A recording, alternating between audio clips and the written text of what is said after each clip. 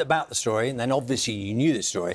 Did it tap into something that you kind of got about what happens when there's no rules, or No, that everything goes different? I could relate to, like, I know it's a small scale, but, like, at school, if we're having lunch and the teacher goes out, then obviously it's, like, a lot of chaos. But I can imagine if you're on an island and there's no teachers, no adults, nothing. But yeah, I definitely knew, like, how chaotic kids can get, and violence as well. But yeah, so I definitely like could relate to that a little bit. Ike, what about you? Had you read it? Well, same as Winston. My sister did it for GCSE, and I knew vaguely what happened. I knew the main plot points, and I think I read the book on, like, third round of auditions. What did you think of the book? What did you think the book was telling people, telling its readers? What do you think its message was? Well, I didn't realise until I read it, because I knew the plot, but I didn't realise until I read it how much the book is about more than boys on an island, because it's about society and human relationships and, like, the way people think. And Jack, you pick up on this because Lord of the Flies is, as Ike said, boys on an island. You know, it goes kind of horribly wrong.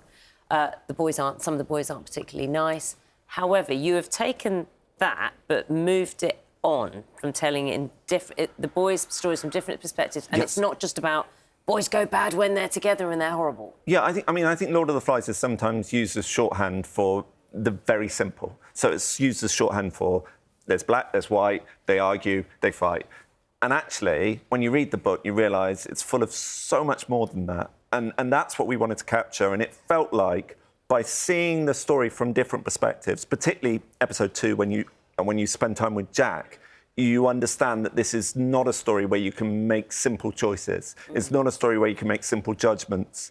And if we can capture that, aspect of the book and show the detail in Golding's beautiful writing, then it felt like we could do a good job. So make the link for us then between this and adolescence, because there are themes, and obviously adolescence has been lauded. You must be, delighted, and that you worked on it with Steve and Graham.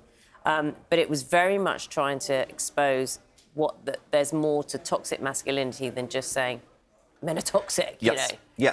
Yes. And the interesting thing is, I wrote them both at the same time. So there is a lot... Did you write this as a break from adolescence, did I understand? No. I wrote adolescence as a break from this, and this is a break from adolescence. I always write 2 projects at the same time, because when I get stuck, I get lost and I get nasty and I get weird. So it was a way of... It allows me to swap between 2 mindsets. You're in a good place this morning, though, are you? I'm all right. I'm vaguely fine. But yeah, there are similarities. There are huge similarities. There are also a lot of differences. We're talking about a different age. Owen was 14 when we shot Adolescence. These guys were all between the ages of 10 and 12. And that capturing that moment, I think no one captures that moment quite like Golding.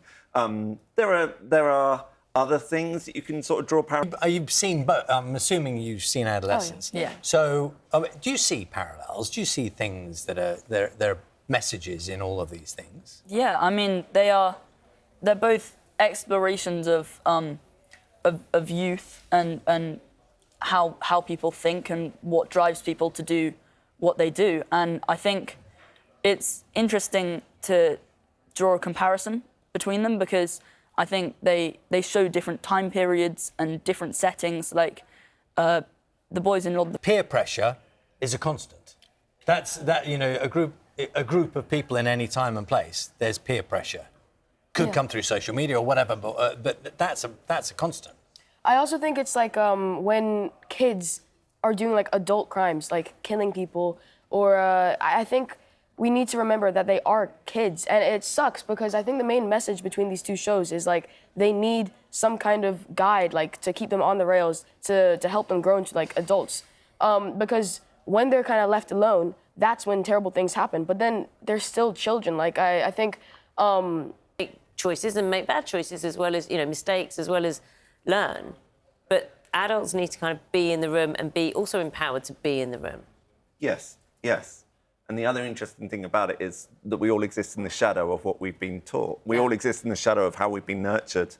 And what happens on the island is such a consequence of what they've just been experiencing and what they think grown-ups would do. They're constantly talking about what grown-ups would do in this situation. Do you know, we've talked a lot about the very serious issues of the kind of human condition. Can I ask you a trivial question? Yeah. This island, where was it? Were there spiders and snakes? And what happened while you were filming? Was it cool there and was it lovely or was it just too much sand? Bit of both, really. I mean, it was so amazing. I mean, Malaysia, it was breathtaking, every aspect of it. Like, we lived on an island for 5 months. It was fabulous. There were some wildlife incidents. Yeah. Oh, go on. Yeah. So there was one spider in the green room. It was, some people say it was a tarantula, but I think it was like a daddy long legs, whatever it is. But it was quite big. Everyone was freaking out. It was pretty funny. But yeah, that's pretty much the only thing. We had a couple like monkeys on set. Scorpions, yeah, a couple scorpions. Oh, yeah, they're fine, are they? Yeah, I talk about it so casually, but, like, we're desensitized because it's been 5 months. Like, yeah, but, I mean, we didn't have much, but otherwise it was just amazing. And Malaysia's amazing. I love it so much. Like, the people there are so friendly. The food's amazing. Culture's great. It was the best place ever. Sounds like a tough gig for you two. Yeah, gig. Absolutely. It's going to make an impact, this. It really is, because it's a classic story and it's not reimagined but told from a different view. It's definitely worth a watch. Jack, thank you so much. Ike, Winston, thank you both as well. Nice to meet you. Lord of the Flies on BBC One on Sunday at 9 p.m. It is also available on the BBC iPlayer.